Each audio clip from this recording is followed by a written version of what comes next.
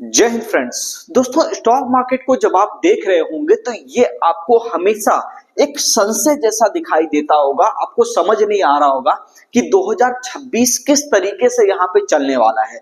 तो दोस्तों, आज का ये वीडियो हिस्टोरिकल वीडियो होने वाला है, क्योंकि पिछली बार आपको ध्यान में होगा, आज से लगभग 2-3 महीने पहले मैंने एक वीडियो आपको बना करके बताया था कि मार्केट 2026 में किस तरीके से चल सकता है।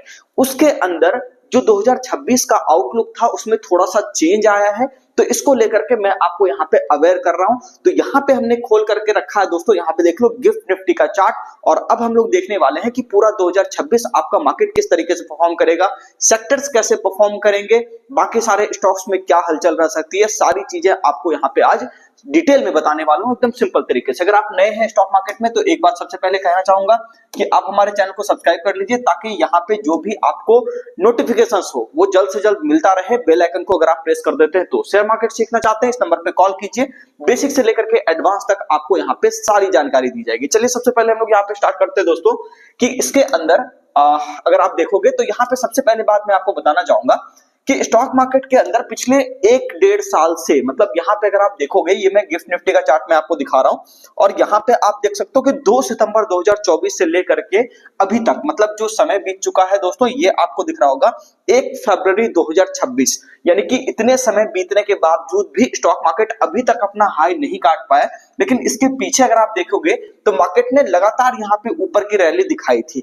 तो अब यहाँ पे ऐसा क्या हुआ, सबसे पहले इसको समझते हैं। देखिए दोस्तों, एक चीज समझिएगा कि जब भी निफ्टी के अंदर करेक्शन आएगी तो निफ्टी में करेक्शन हमेशा स्टॉक्स के मुकाबले कम आती है, क्योंकि निफ्टी थोड़ा सा क्या होता है ना, बैलेंस्ड होता है। मतलब 50 कंपनियों को मिला करके एक इंडेक्स बना हुआ है, तो उसके हिसाब से अगर आप देखोगे तो जो बड़ी बड़ी कंपनियां हैं वो तो वैसे भी कम गिरती है, लार्ज कैप स्टॉक्स ही निफ्टी के अंदर ज्यादा है, तो इस कारण से निफ्टी भी आपको कम गिरता हुआ दिखाई देता है। लेकिन हाँ, जो स्मॉल कैप स्टॉक है या मिड कैप स्टॉक है, वैसे स्टॉक आपको ज्यादा गिरते हुए दिखाई दे सकते हैं। तो यहाँ पे अगर हम लोग बात करें दोस्तों, तो सबसे पहली चीज ये समझिएगा कि हुआ क्या कि पहले वाले फेज के अंदर जब आपका बाजार था, जब हम लोगों ने यहाँ पे, आपको ध्यान में होगा, वीडियो बना करके आपको बताया था कि अगला साल थोड़ा सा वोलेटाइल रह सकता है, मतलब मार्केट एक बार नीचे रहेगा फिर ऊपर जाएगा।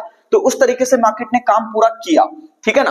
तो यहाँ पे फर्स्ट फेज के अंदर कई सारे स्टॉक्स टूटने शुरू हो गए थे, तो वो आधे, मतलब आप ये कह सकते हो कि स्टॉक टूटने शुरू हुए और यहाँ पे मतलब वो अपना एरिया का लगभग 50% के आसपास का करेक्शन वहां पे कंप्लीट कर चुके थे।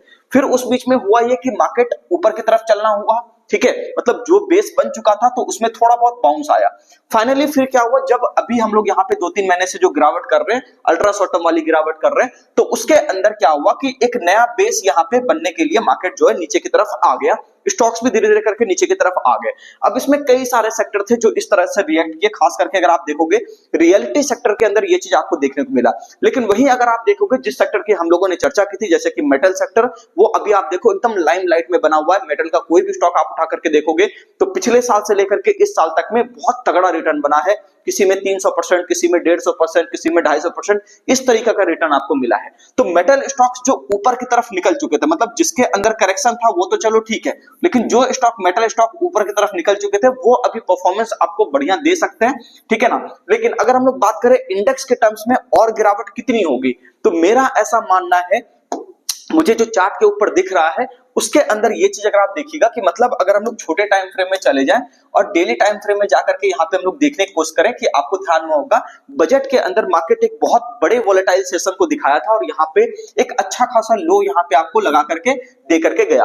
तो अब मेरा ऐसा मानना है दोस्तों, मुझे ऐसा चार्ट पे कुछ दिख रहा है कुछ स्टॉक्स को देखने के बाद, कि यहाँ पे आपको हो सकता है ये अपना लो अगर ब्रेक ना करे तो फिर ये नीचे नहीं आएगा। चांसेस बहुत ज्यादा है कि निफ्टी नया ऑल टाइम हाई यहाँ पे आपको लगाने की कोशिश करेगा। लेकिन हाँ, इस बात के लिए एकदम तैयार रहिएगा कि ऐसा हो सकता है कि हम लोग हो सकता है नए ऑल टाइम हाई पे जाएं, लेकिन ऑल टाइम हाई लगने के बाद हो सकता है वापस से एक और करेक्शन यहाँ पे हम लोग लें, और उस वक्त हम लोग का 2026 का एंड हो रहा होगा।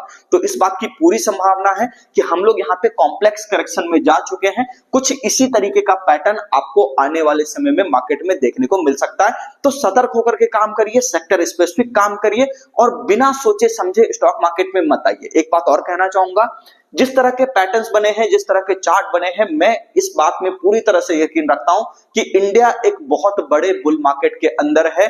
आपको इस मार्केट को गलती से भी शॉर्ट नहीं करना है, क्योंकि अगर आप शॉर्ट सेलिंग में पड़ गए और सोच रहे हो कि ठीक है निफ्टी बहुत बढ़ गया या स्टॉक्स बहुत बढ़ गए, चलो ठीक है बेच देता हूं तो वो नीचे आ जाएगा, ऐसा नहीं होगा।